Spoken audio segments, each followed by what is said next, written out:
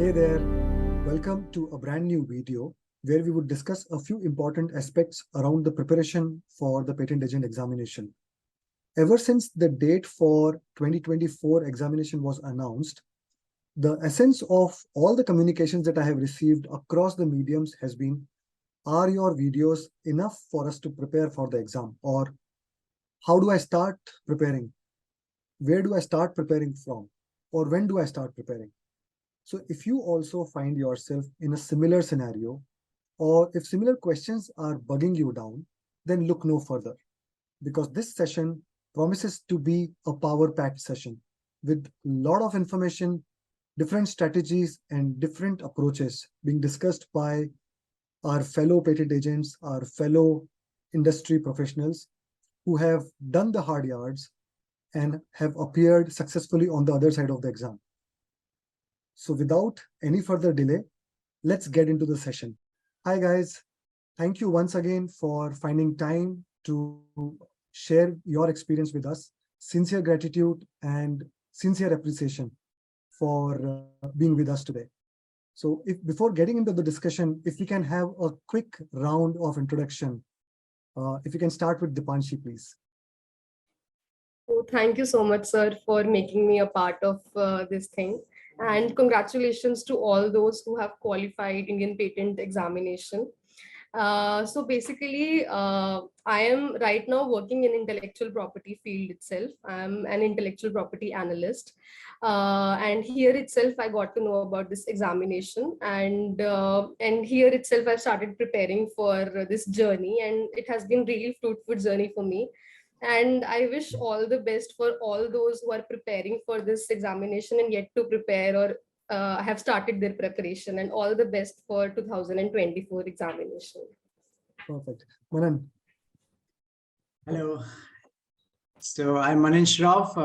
I'm working as a patent analyst for the global markets. In total, I have 14 years of IPR experience in the pharmaceutical sector. And I'm happy to be a part of this video with all the wonderful people here. And I'll be sharing some of my strategy that would surely help in the preparation of patent agent examination. Thank you. Aditya.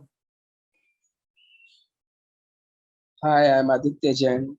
I have a 14 years of work experience with just 2 years in IP industry, and I'm happy to be here to share my experience regarding my preparations and how I did prepare for the exams. Thank you, Eva. Happy to have you here, Aditya. Sarang.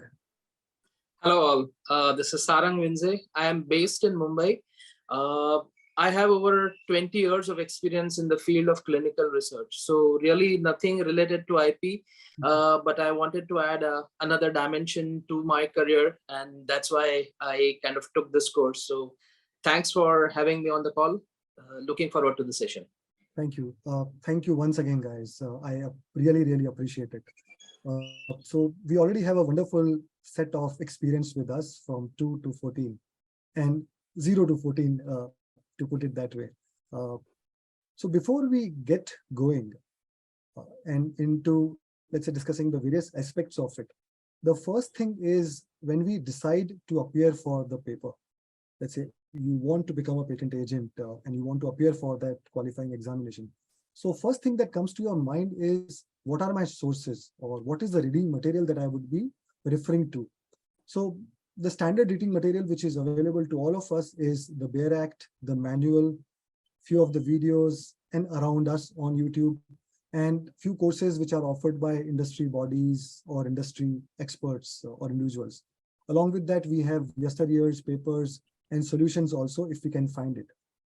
Based on my experience and based on what I have heard and seen, people usually have a combination of all these resources, and they go along with what suits them, what suits their budget, and what suits their the retaining power that they have. But then also, with all these resources around us, one question that remains, the one question that lingers around us is, how do I start? There has to be a starting point.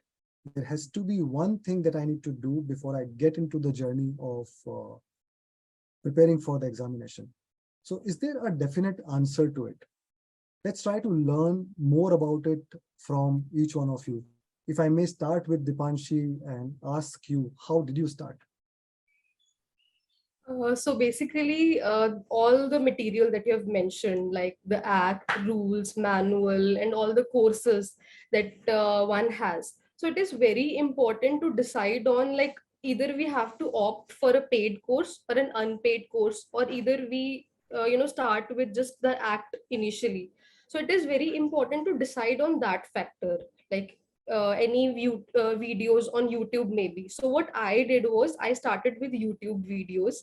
I have scrolled down some videos and found your videos, like Abhisar's videos, very effective, because the content was very, concise, and it really helped me to understand it. So I've started with those videos, and then I followed the act rules and manuals, and this has really helped me. Being from technology background, starting with the act is, really difficult for me. So I've started with the videos, and that really helped me. Makes sense. Anything that can get you going, right? Yeah. So, thank you. What about you, Manan? Yeah, I agree with Dipanshi that reading the Patent Act for the first time directly may sound a bit difficult. So my strategy was to understand the stages of a patent life cycle, starting from the filing stage, publication, examination, and the grant process, for which I refer to the patent manual and, of course, the YouTube videos, which are much simpler and easy to understand. So my recommendation would be that start with understanding the concepts, gradually develop your interest for reading, and things would become easy and you will have absolute clarity of the subject matter. Thank you, Manan. So the mention of manual and the logical flow of the patent act that we have, the life cycle of an idea or patent that we have. If you get acquainted to that, I think the picture becomes clear. And the act anyway is tough to start with. But then, yeah, I think that was also a good start that you spoke about. What about you, Aditya? If you ask me how to start, then we have like two kind of aspirants. One who are from IP background, and there are some who are from non-IP backgrounds. For the IP background guys, they already know something. They may or may not have read the Bare Act, but I consider that those are who are from non-IP background may have not even seen the Bare Act book also. So to start with, everyone has to get a Bare Act book, the latest 2023 version book. But before that, you can also download the Patent Office manual, the latest manual version 3.0, which is available from the Patent Office website. And because why I am emphasizing on this manual is that this manual has been very beautifully designed by and drafted by the Indian Patent Office. It contains all the sections, acts, the forms, timelines, and fees, everything in a very comprehensive manner. And you can read it like a storybook to understand what you are going to prepare for. A basic concept will be clear before you go and read the act, because the act, you have to decode the act, you have to demystify the act. But that concept you will get from the manuals. So when you read the manual, you again go to the act and refer what you have read, and you if after reading the act you are not being able to understand anything, you can refer to the videos. There are quality videos available in YouTube. There are many stalwarts from the industry, experts who have uploaded many kind of videos. Yes, of course, Abhesa's video is one of the best series I have also gone through. I've spent a lot of time searching for videos. I've seen many videos, and I've come to learn many things from the videos. The videos will really help you to decode the act, and along with that, manual is there, and the act sections. You need to know each and every section. You must know that what section 1 is saying, what section 2 is saying. You should know that, like in the index portion only, you will get to know about the section. So that index, you should remember every each and every section from that. Perfect. Thank you, Aditya. So from what I heard from you and Manan, manual seems to play a better part, basically, to get yourself starting. Act will come into place, but then we are not starting with act. That's what I'm gathering from each one of you. So Sarang, you bring as you said, you are bringing a different direction to this discussion. So people from IP background may have a bit of edge in terms of knowing few of the terms, knowing few of the life cycle of the patent of an idea. I'm assuming that you had no exposure to patent at all. Forget about the act, forget about the stages of the an idea or a patent. So I'm sure it would have been a challenging aspect to start with the preparation. So what was your take on it? Yeah. So actually it looked like I did the toughest part first. So I started with reading the sections, and then I kind of looked at the index, as Aditya said, then while reading it, I realized that the act is, is clearly defined or drafted in such a way that there are three distinct stages. So as Manan alluded to, right? So I could see that there are stages like early stage where who will file, then during the filing, pre-grant, during the filing, and then post-grant. So while reading the act, I tried to mind map all these stages, and so the 2-3 things that I kept in mind is, first, I wanted to understand the spirit of the act as to why it is being drafted. And as I went along mind mapping the different parts, I kind of tried to understand the mechanics of it and how the patent flows through the cycle of the pre-grant, post-grant, and etc. So I think I did the difficult part first of reading the sections in its entirety, and then adding the other layers like forms or rules as I went along. Amazing. So between four of you, I think we have already got different approaches of how do you begin. So finally, it boils down to an individual basically, and the capacity of to grab what they can. So in my view, I would of course go with manual first, without even bothering to remember any section numbers. I think Aditya said story, right?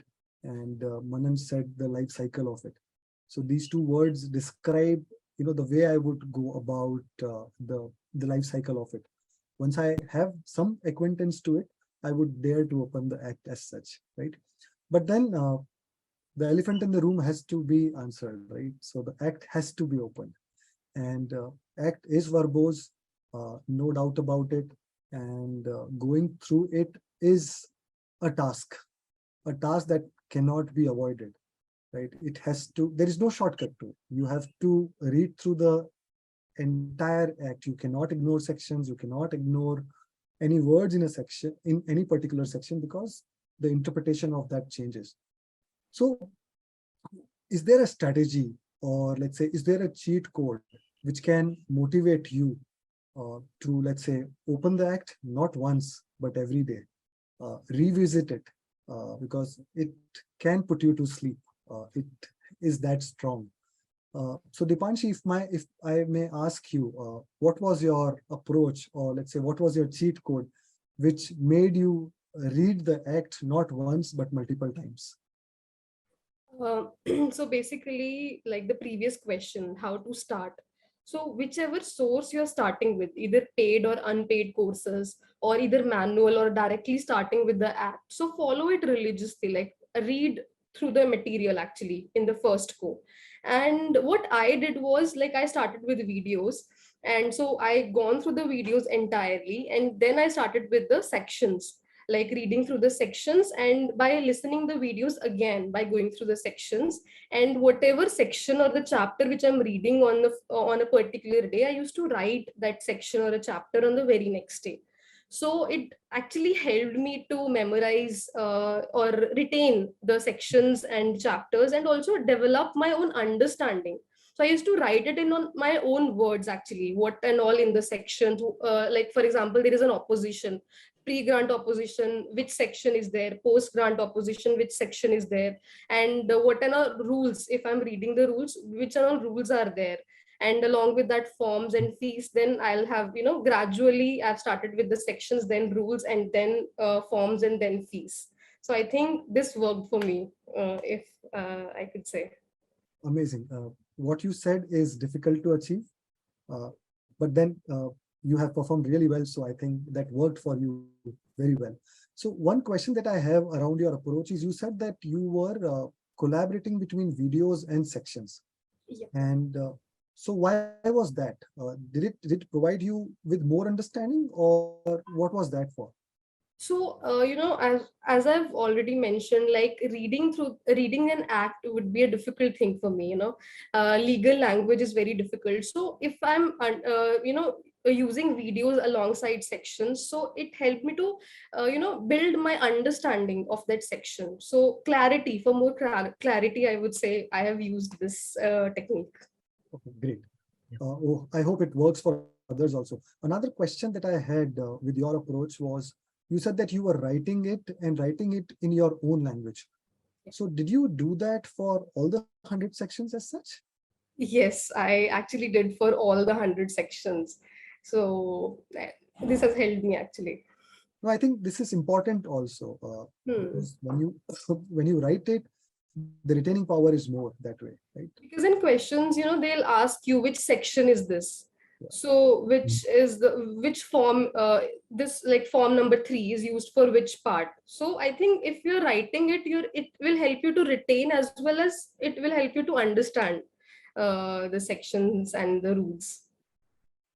Thank you, Dipanshu. That was a great insight into why should you write also. Interesting. Thank you. So Sarang, if I were to come to your non-IP background, so were you also writing? No, not initially, because probably it was a lot difficult for me to first understand. So as I said, I kind of read through it just to understand, as I said, what exactly it is, right? So then I realized, yes, there are various distinct stages, and that's the beauty of the act. I must say that the way it is drafted, it flows through the various stages of the life cycle of the patent or the patent application.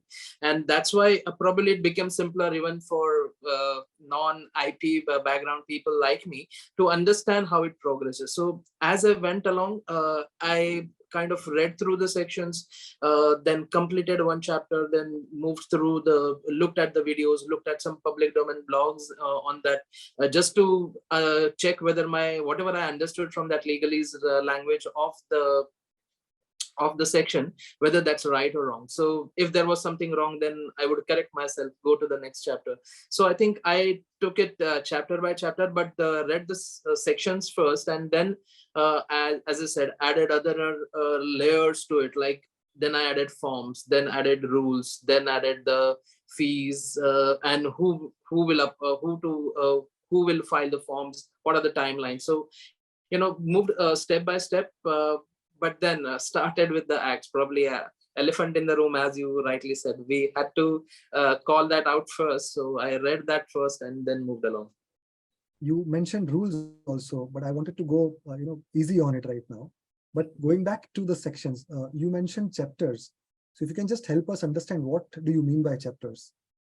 Right. So if you see the structure of the act, that there are various chapters. Like you have its chapter on, say, anticipation, examination, publication. So rather than limiting yourself to a particular section, I was reading it chapter by chapter so that it finishes the entire, if I can say, the story or the theme of that particular chapter. So if I start with publication, then complete the entire publication, complete examination part, so that you are bundled together, you complete that particular process, because paid publication and examination happen sequentially, right? So that's why you complete that together. And that's why I think look at the index of the sections, or if you just look at the list, you'll definitely understand the way they are structured. So you really don't have to do anything. The act drafters have done it for you. You just have to follow them. So I just did that bit, followed those chapters. So rather than focusing on today I have to finish, say, 10 sections, no, I finished the chapters and then moved along. Okay, so what we are doing here is a logical flow, basically. Absolutely. So we follow a logical flow, and or a life cycle or a scenario or a stage. Get done with the stage before moving forward. So before we go forward, Dipanshi, if I may come back to you. how did you break down the act? Did you also follow what Sarang said, or you had your own way?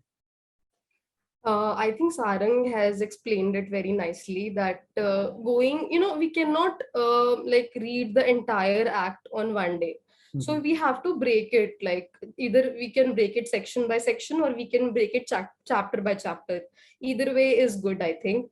So for initially we can start with section by section, and then in the second revision we can read entire chapter, and then reading 2 or 3 chapters, and then going with all the act together. I think that would be a strategy. Perfect. So with the Sarang's and Dipanshi's input, I think we know how to open the book with good motivation behind us. To summarize it, maybe follow a logical flow of the life cycle, follow the content that is given on the first page of the act itself, and take it easy. Go step by step. Don't get bogged down by how many pages are left to be read, not how many pages you have already read. Go step by step, and you will be able to cross it one day, right? So I know this gives us some confidence that we have done the act in terms of the sections that are there. But then rules come and haunt us. There are again few pages around the rules, and rules cater to the sections in terms of any section that has some action will have a rule associated with it. So I get these questions many a times where people say, I'm done with the section, but do I really need to go through the rule also? Or are there any important rules that I need to go through?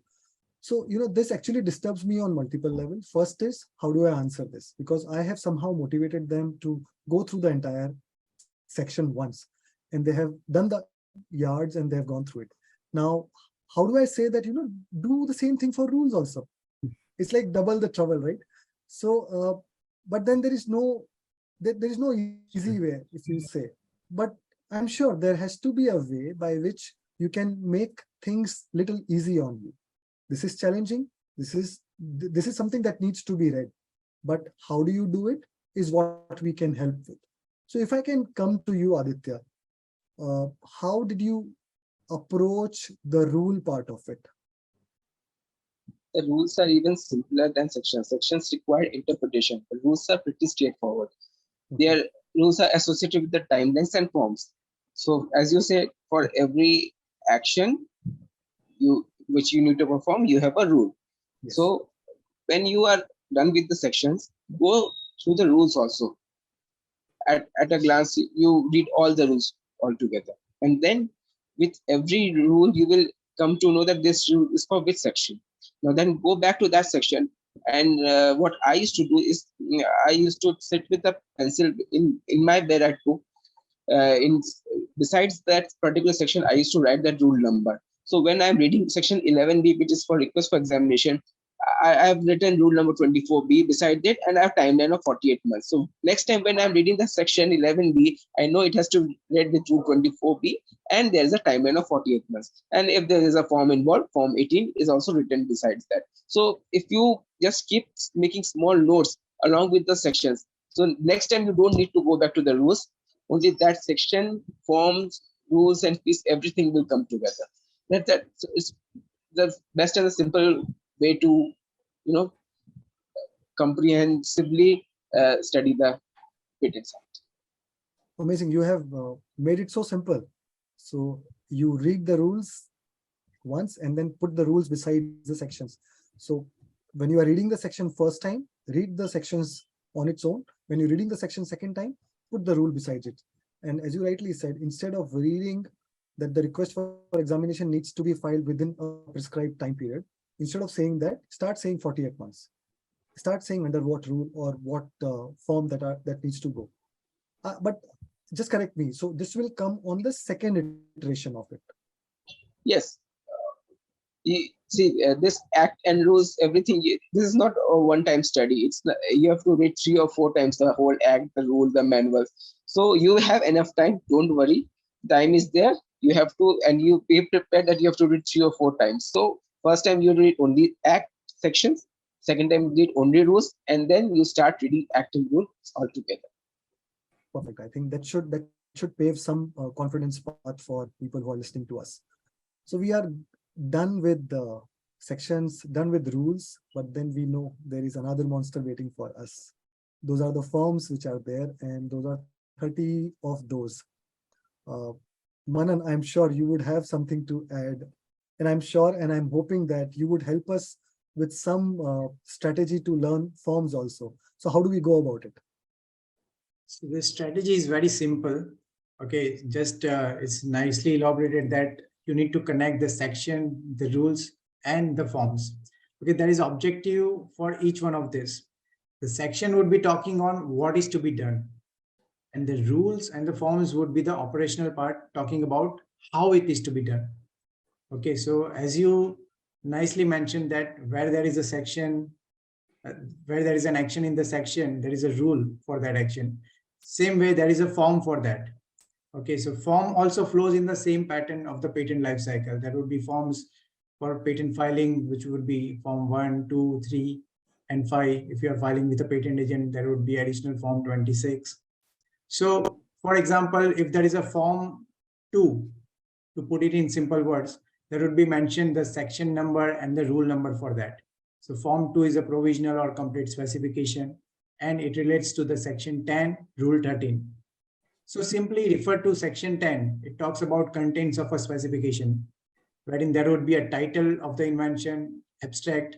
Now you should know what you should mention in the title, how many words would be there in the abstract. So again, connect that section with the rule. So title should be not more than 15 words. Abstract should be not more than 150 words. So as simple as that, just connect the relevant things, the section, the rule, and the form. Okay, don't have that burden that I have to remember this, I have to remember the sections, the rules, the forms. So once you start understanding the concept, connecting the things, it would become your muscle memory. Okay, you don't have to mug up the things. It would flow. Once you start understanding, it would become easier day by day. And do multiple revisions, you'll be good to go ahead. Amazing. Thank you, Manan. So with this, we know that it's not that difficult to go through the act. Yeah, you need to have a motivation to open it once and continuation for it for days to come. You may follow your own approach in terms of how you want to read chapter by chapter, act section by section, or whichever way that works for you. And as Dipanshi said, if you want to write it after every section, that also will work and will help you in retaining it. So we have learned through it, we have gone through it. There is a time to measure it also, that how much have we retained. We might have reached to the licensing section, but we may forget that who can file the patent, right? We might forget that, and it can happen. You may vaguely remember, but then you may forget the section number, right? So is there a way, or let's say, is there a frequency, a periodicity within which you should keep testing yourself to measure your how much you are still retaining? So Dipanshi, was there a way, or was there an approach that you followed? The reason I ask is because there are not many papers or mock tests which are freely available out there, right? We may have papers from the patent office websites, but then let's be honest, it's very difficult to sit through an entire question paper which would be covering various aspects of a life cycle. There could be questions on filing, there could be questions on licensing, there could be questions on revocation. And I may not be in a mental state right now to remember everything or to recall everything. So instead of measuring or something that should have helped me retaining, I may get demotivated by seeing the entire paper. That, oh, I don't even remember anything. I read through it, but I don't remember. So is there a nice strategy, let's say, and easy to go by, which can help me track my progress also, and which can help me to revise also? How would you go about it, Devansh? So I would say, after reading the material, so as you have said, like, we can forget some chapters or some sections, like filing we can forget if we are on infringement part. So I would say is you can follow after reading each chapter, you can flip through the pages of previous year question papers and find questions on that particular chapter. That, for example, you have done filing, so you can see the questions on filing itself, like which forms are used, which forms are used, which rules are used. That will help us to like strengthen our concept on that particular section and that particular chapter, and also helps to bridge the gap, and also helps to understand the pattern of questions that is to be asked on that particular concept. So this we can follow, and also we can mark the questions which are incorrect, while flipping through the pages of question paper, so which we are not able to answer in first go. We can mark that questions and revise those questions 1 week prior to the examination. So actually what I followed is actually a little bit different. So I have gone through the entire question paper actually, starting from 2000 to 2022. But a person can alter the strategy according to the needs. He or she can actually go through the section by section if there is a problem of memorizing or missing something from that particular part. So after reading each chapter, they can flip through the pages and see the questions on that particular part, I would say. So that would help them to understand the questions and the pattern of examination. And revising is important of the incorrect questions, because questions could get repeated in the examination. So revision is important, I would say. Thank you, Dipanshi. So it would be very difficult for me, if you ask me, to actually sit through an entire question paper at my home, because I may not give my best to it, and it might give me a false sense of confidence. Basically, if I don't write completely, I don't know where am I missing, right? So I usually would prefer section by section. If I have a section with me, I will try to find all sorts of questions which are available for that particular question. And it may sound little funny, but then I would create my own questions also. That in how many ways can somebody ask who can be an inventor, or who cannot be termed as inventor, and similarly other questions also, right? Person interested, not person interested kind of questions. So I would try to make questions on my own and try to find ways to get wrong over it. And I will read it again to know that where comma or punctuation has a value to it. But I think what you have done has worked wonders for you. Your marks in paper one clearly suggest that, right? So moving over to you, Manan, what would you say? What do I do to, let's say, test myself, and which can help me to revise also? How do I go about it? So once you understand the concepts of patenting by reading the section, the rules and the forms, it would be fun solving the paper, particularly paper one, which is objective format. And there is a different strategy for paper two.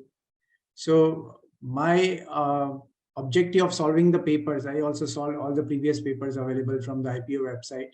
So I got acquainted with the type of the exam format, the type of questions would be asked, how many MCQs would be there for a single correct answer, how many true and false, and multiple correct answer. So once you once you have a good understanding, a good confidence level, you become hungry for solving MCQs. That is the fun in doing that. And many people ask me that how many months you require for preparation of this exam. So I said there is no thumb rule anywhere, but it is up to the individual. But probably you can consider 3 to 4 months as a reasonable time for reading, writing, and doing multiple revisions. Okay, when I started the preparation, many people doubted me whether I'll be able to do so much reading, writing practice after a graduation gap of 14 years. So I took it as my passion of learning. Okay, and by the word passion, I mean that unstoppable willpower to achieve something. So I really enjoyed the preparation, and I could clear it by the first attempt. And I believe that if I can do it, everyone can do it. So don't have any phobia of appearing for exam. Don't put limits on yourself. Be open to learning, and you'll have a beautiful experience. Perfect. That's a good one to put it. Believe in yourself and have a willpower to do it. So Dipanshi, if I come back to you again, because your marks in paper 1 makes me, inclined to ask many questions to you, basically, maybe in MCQ formats only, because you are good at that. So what would be, let's say, give me some mantra, as in what people should follow, because paper 1 should ideally be targeted as a scoring opportunity, right? People go wrong there, but then let's say, what should we do so that, at least the first part of the questions where only one correct answer is there, right? We at least get 60 marks out there. What should I do to get that? So basically, my whole strategy was based on qualifying maximum marks, like in paper 1. Mhm. As 150 is a qualifying criteria, so 100 marks, if we can score maximum marks out of 100 in paper 1, so it will be like we will be relieved from the pressure of paper 2 as well as Viva. So what I followed was I read through all the material, gone through once, like reading the act, going through videos, manuals, rules, everything. And then my number one priority was solving the question papers. So I've solved the question papers, as I've already mentioned, that I've marked those which I'm incorrectly marking, in the first attempt, and then I was revising it.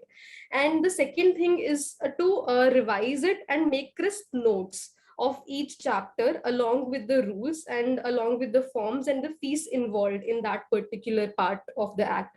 So, 1-page note will be sufficient, like for each chapter.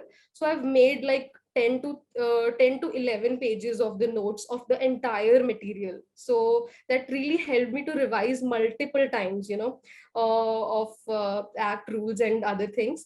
And along with that, I would say whichever source you're following, try to make maximum understanding out of it. Try to bring in maximum knowledge as well as maximum benefits out of it, you can say. There should not be any knowledge gap. So that will really help you in paper 1, because in 2000 and this year paper 2023 paper was a little bit tricky.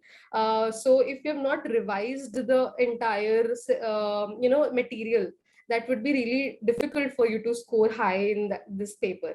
So revision is the key, making notes is the key, and along with that, practicing is the key. So I would say follow this mantra.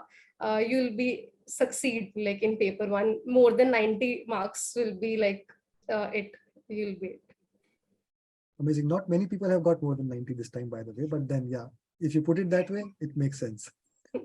Perfect. So paper 1 is out of the way, let's say, and I clearly agree with Dipanshi and Manan that, this should be taken as an opportunity to score as much as it, because either you know it or don't know it. It's as simple as that. There is no scratching of head. If you don't know it, you don't know it, right? You are finally going to guesstimate it, which may go wrong.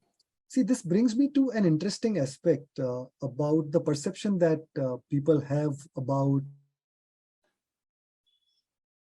between the papers, basically, where everybody, in fact, believes that paper 2 is the toughest among paper 2 and paper 1. And I tend to don't agree with it. The reason being, both of them are asking the concepts. One is making you tick, another one is making you write. So if you don't know under what section would you be filing request for examination, or what could be the timeline for filing request for examination, how are you going to solve a scenario-based question where a client comes to you and say that, I have filed an application and I wish to file a request for examination? So the answer to both is the same, right? There you are clicking, here you are writing. So it's just a mere extension to it, isn't it? So when it's an extension to it, why do we have this perception around people? Maybe because we have multiple sections in paper 2 itself and people are confusing one with another. So to, let's say, shed more light into it in terms of how do we approach paper 2 and how do we get out of this mindset, I'll have Sarang, who with no IP experience was able to perform exceedingly well in paper 2. So Sarang, help us with your mantra and approach over it. So yes, I know, as you said, paper 2 is an extension of paper 1, but I really want to debunk the myth that it's difficult. It's challenging, yes, I must agree, because you have to do a lot of writing, and most of us have not been in the practice of writing. But apart from that, I think it's an extension of paper 1. It tests your knowledge in the similar way as it does in paper 1. So in order to do well in paper 2, I think I did 2 strategies, and I can bucket them in non-technical and technical. So, non-technical is something you practice a lot of writing, or while reading the sections, if you can connect those sections, then you create an entire picture of the section in your or the act in your mind a lot better. And when it comes to that, in the writing for paper 2, it becomes simpler for you. As you said, you can go through the previous question papers and see what are the different situations which are similar to each other and relate to the similar section. So you can club them together, and in non-technical part, create a template of your answer in your mind before you go to actually write, right? So you have a template ready for you. So should a similar situation occur, you will write in that manner. Just the way we have a structure for drafting, I think you can draft your answer pattern for paper 2 as well, to various situations. And the technical part, the second part, as I said, when you are reading, you have already mapped various sections. So imagine a situation where you are given or a question is given to you to write on revocation, right? So the typical answer would be to write about 64 to 66. But can you also add another element of section 85, giving some assumptions to it, saying that, okay, there is a compulsory licensing, and under that there is a revocation possible, right? Another dimension is, can you think of section 25 to be read with section 58 too, right? When you don't give an answer to the opposition, post-grant opposition, your application or patent stands revoked or deemed to be revoked. So when you read it and you kind of mind map it, I'm sure you'll be able to add that in your writing, and probably this will put you in good stead to get more marks than the others. So I think I followed this strategy. So giving an multiple options wherever possible, of course, to a same situation is probably helpful to make your paper stand out from the others, if I can say that. And your answers really stood out. Thank you. Perfect. So just to, let's say, give a spin of my own to it, I think you touched upon how you should have a set of answers ready, because finally what we are dealing with is various scenarios in a life cycle of a patent, and there are not many if you think of it. You have a majority, you have a filing stage where you need to file domestic or international, you need to, let's say, respond to FERs, you have oppositions or revocations, you have licensing, and you may have certain other things as well. So if you can create template answers, which you have written down, if I can take Dipanshi's help on it, you write down your sections, you write down your answers, where you would write down that this is how I'm going to start if somebody were to ask me, how do I file it? So you write it down, let's say, augment it with a flow chart. Flow chart can start from what, because being engineers, we know how to write flow chart, right? So you write the flow chart, have such template answers for every 5 scenarios that we have, right? And depending on the question that is there in front of you, or the scenario which is projected in front of you, you customize your templatized answer. You either expand it or you contract it.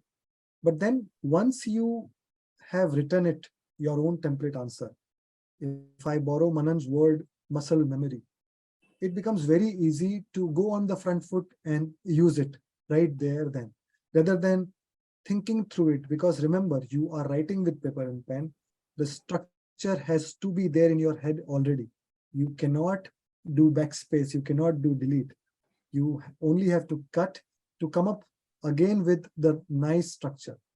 So if you have a template answer ready for all these 5-6 scenarios, the structure is there. You would always start with the starting point, and the misarrangement of the information will not be there. So thanks, Sarang. Actually, that provides a lot of insights into how you should go about P2, and P2 is not really difficult. It's just the writing part that actually makes people little fidgety about it. Moving to the next part, which has garnered too much of a wrong notions around it, that I have never done drafting in my life. How do I draft? And drafting itself is difficult in 3 days, in 4 days, and you want me to draft in 3 hours, not even 3 hours, less than 3 hours. But then patent office is asking for it, and patent office is actually given 50% of the marks to drafting itself, right? So I'm sure there is something that we are missing, or some wrong perception that we have around it, regarding the expectations of it, regarding the expertise around it. So Aditya, if I may come to you and request you to shed some light over it. How do we go about managing the drafting part of the paper 2? See, mostly we get tensed about this drafting portion. Even I was also not very confident how I will face the drafting questions. But eventually, when I was searching some tutorial videos on drafting, and I came across one of your videos where you have said just these 3 words: drafting is nothing but an open book exam. That day only, all my tension got relieved, and I knew that okay, it can be done. It is manageable thing. So from there only, I have learned that what is drafting? It's just a comprehension, which we have done in our school days. Earlier, when we used to get a comprehension, we had a paragraph in which some literature was written, and there were questions based on those paragraphs. You have to just find out the answers to that questions. So this drafting is similar to that comprehension, where you will be given some write up, and you have 8 questions which you need to solve. And these questions, these are nothing but the title, the field, the summary, the objective, the drawings, the abstract, then the claims. So before you are going to the examination hall, what are the questions you will be getting to solve. So there is nothing to worry about drafting. Just you need to know the technique, and you need to know that where do I just plug the answers into for that questions. I won't discuss how to get the answers for that. Even just watch the videos. Those videos itself will guide you how to find out the answers to all the 8 questions, and then drafting will be very easy. And like I tell you from my personal experience, I am from a biotech background, but this year there was no question from biotech or pharma. Generally, in every drafting section, you have options of either to attempt a question for engineering and one from the pharma. This time, both the questions were from the engineering part. But still, it was not. It did not worry me, because I knew the technique. I knew how to just face the question, and it was again good for me to attempt the questions. It was very, very simple. So just make the concept clear, and only 15 days will be enough to just finish off with the drafting part. You don't have to spend hours on it. Wow. So you answered the next question as well, where because most of the times people keep worrying about how much time I would waste or invest reading through the act. I need to start drafting also. So when you say the 15 days are good enough, we are categorically saying that last 50 marks out of 150, we would put it for the last 7 days or 15 days of our time. There also we are approaching it as an open book exam. You nicely put it when you say it's a comprehension, right? And the one mindset that I liked about you is it is the questions you already know before going to the exam hall. So that can actually relieve a lot of stress that people usually take around drafting. And you being from the biotech background and you attempting the engineering question, that itself tells that the approach that you took is basically agnostic to any technology that is there, right? agnostic to whatever domain that you come from. So I really hope that people take a lot of confidence out of what you just said, and because 50 marks actually is a hell lot of marks, and people take a lot of stress because there are no material available as such. Even though if we get some material, they would show you the final version of the draft. So how do you go from the raw version that is given to you to the final version? The intermediate steps we don't know. When you read a final version, it always looks better. And you get that self confidence, or I would say false sense of confidence that, yeah, I can also do it. Yeah, I would have done that way only. But really, would you have done that? Would you have identified that particular part from, let's say, the last 3 lines of the question and put it at the top part of your answer? You may not have. So it's actually, again, using the words from Sarang, mind map. You need to use somehow that, okay, I'm looking for abstract now, or I'm looking for background now. Where is the background? I am looking for claim now. Where is that summary language? I am looking for description. Okay, where is the portion which is talking about the figures only? Done. And now the idea is to write. And of course, write 2 pages of it. So I would say, don't practice drafting, practice writing. So writing is important because right now you are looking at something and writing it down without applying your mind. When I say without applying my mind, bare minimum application of time, basically. So writing practice has to be done, because that's where when you have to write 2 pages of description, at least you need to write fast, and you need to write, which can be read also that way. So amazing. Like, if this is how we are going to approach paper 1, paper 2, both the parts, there is no reason to be afraid of. Finally, the act is nothing but solution to various scenarios or situations that you find yourself while dealing various life cycle of patents. So if you get acquainted with the life cycle, the questions come to you naturally. At filing, what all can go wrong? At opposition, what all can go wrong? And do I have any solutions available to me? So reading the act with that mind map, with that thought process that I am looking for solution for scenarios in a life cycle, which will help you a lot. Okay, I'll just like to add a few points to what Aditya nicely explained for paper 2 strategy regarding drafting. So for paper 2, I had my own time management strategy. Okay, I'm intentionally using the word time management because it's very limited here. So you need to complete the paper within 3 hours. Okay, so I made a strategy that I'll complete my part A and B within the first 90 minutes, and I'll complete the part C1 and C2 in the next 90 minutes. So as Sarang rightly pointed, you need to have mind mapping for the case studies while you are writing. And for drafting, what I liked from one of the videos on YouTube is that you need to understand it's just like solving a puzzle. Okay, you need to understand which portion would fit into the title, then the field of the invention, background, object, summary, brief description of drawings, detailed description, claims, and abstract. So irrespective of the type of sector which is asked in the paper, I may be from pharma, but if it is an engineering invention or mechanical engineering, I'll understand the flow, I'll be able to attempt. So there is nothing like to have a phobia that if this question is asked, whether I'll be able to write or not. So take it easy that, and lots of YouTube videos are available, which would provide you the ultimate strategy for paper 2.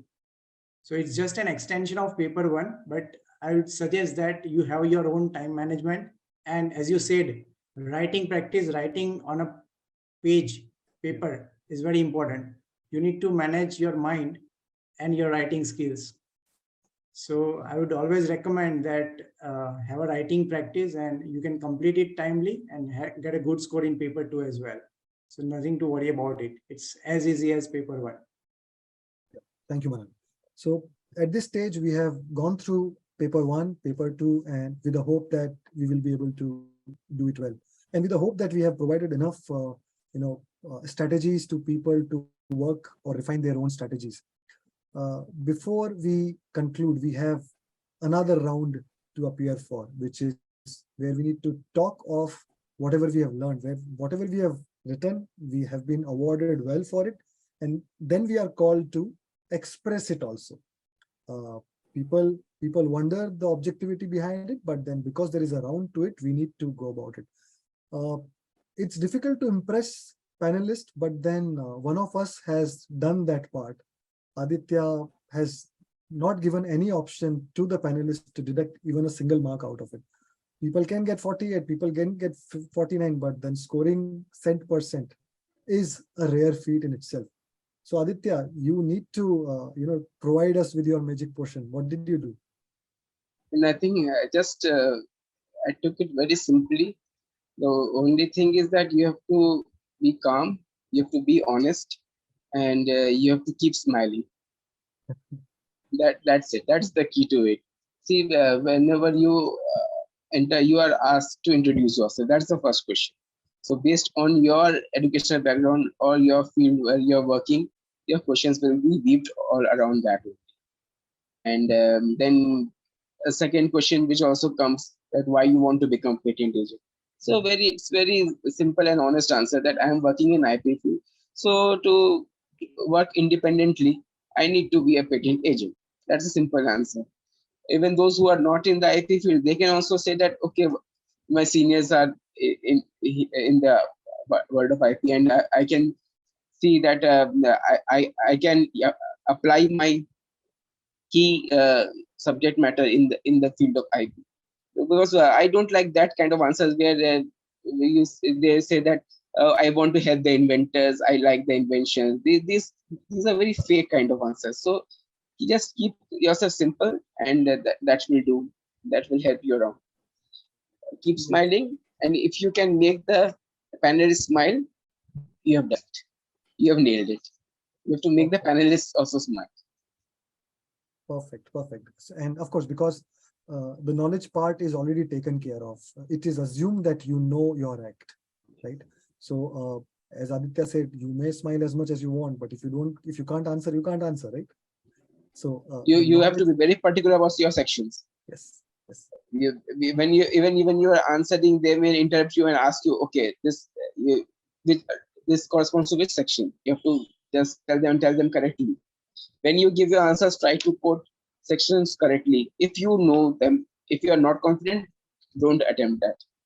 Just simply just try to dodge away from that. But if you know, you should quote the sections. Sections are very important.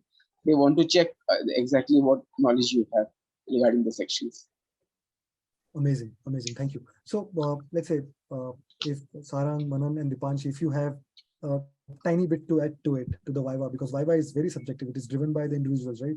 So there is no one size fit all kind of scenario here. But if there is one takeaway that you would want to give very quickly, very short, maybe Manan, if I can start with you. So I would say that there are three essential elements you need to consider for Viva. First is the confidence, as Aditya said. Second is the clarity. And third is the communication skills. Okay, if you have these three, you're going to clear the Viva with good score. Dipanshi? So I would say you already have the knowledge. You have already qualified paper 1 and paper 2. So there is no knowledge gap in your understanding. So you just need to be confident enough, as Manan has correctly pointed out, that you need to be confident, have a clarity on what you have studied, and just be confident, I would say, and that will really help you to, perform well in Viva. Sarang, what would you add to it? I would add an H to what Manan has said, right? So in addition to the 3 C's and the confidence and your knowledge, I think honesty. So in a sense that if you don't know a particular answer or don't remember the section, don't be in a stress, be honest and let them know, okay, I don't understand. They'll realize because by the fact that you have reached to the stage of Viva means you have a certain level of knowledge of the section. Probably it's just in the heat of the situation, you are not able to recollect that section. So that's be honest along with those C's. So I think 3 C's and an H probably. Maybe if I were to add another H to it, it would be humility. Be respectful. Absolutely. So amazing. I think that gives a good bird's eye view to how to go about the preparation that you started to go for. To finish this session off, let's say, if there is one thing that I know you have said hundreds of things already, but then if I want to add another thing to it without taking a lot of your time, one thing that would you tell people that do whatever, but do this also. So Dipanshi, if you can take a first shot at it. So I would say there are 4 words I would say here. First one is read, second one is understand, third one is revise, and fourth one is practice. So read the material well, understand the material is very important, and revision is also very important, along with that practicing through question papers. So that is what I would like to say. Perfect. Manan, what would be your takeaway? Panshi has already given the DNA of success for patent agent exam. So I'll just say that just take it easy and enjoy your preparation, and good things will happen for sure. Aditya, what will be your takeaway? Even though we have not highlighted this yet, but then you happen to have scored the maximum mark in this years of patent agent exam. So congratulations on that first. I know we don't want Thank to. you so much. We This don't marks want is nothing. It doesn't matter because you need 150. That is the what we are fighting for. We need to qualify. This is a qualifying exam. There's no rank or there's no seats that only top 100 will be awarded with a certificate. Everybody who gets 150 is getting a registration number. So am I. So we have to just aim that at least we cross that 150 barrier. So for crossing that barrier, we need to work hard. We need to be honest to ourselves. We need to prepare religiously, and we have to aim that we will clear it in first attempt only. Why do we wait for a second chance? So when we appear for board exams, do we see that okay, this year I'm not going to pass, I will pass next year? We appear and we qualify the exams in first go only. So why to take second chance in the patent exam? In the first attempt only we can do it. perfect. Sarang, after 23 years of experience under your belt, right? You went back to examination, and that too in a field which is not your own field. One thing that worked for you, what is that? I think one thing is learning how to learn. I think I kind of put that into practice as to since I didn't know much about the sections, my strategy was to understand how will I understand the section, the legalese part of it as well, in addition to the operations. So learning how to learn, and I think practice, the writing practice, as you said, after 23 years, you may not have that writing practice, but I think then that's what not one, but I'll put 2 points. One is the learning how to learn, and practice of writing. Amazing, guys. I can't thank you all enough for putting this time, coming forward and sharing your experience. And it has opened my eyes also, as in all of us have our own style. But then when we have such a brainstorming session, there are so many things that come out, where many of things which we don't even think of, and many of things which we take granted for, and many of things which would completely blow your mind, right? So with this is our session. Thanking each one of them again, and I hope you as a viewer has taken something out of it, and it would help you in terms of how to start, how to go about, and how to win the race and appear on the other side of the exam. With this, even if you have any further question left, please feel free to drop comments and we will do our best to get back to you. So until next time, be good and take care of yourself.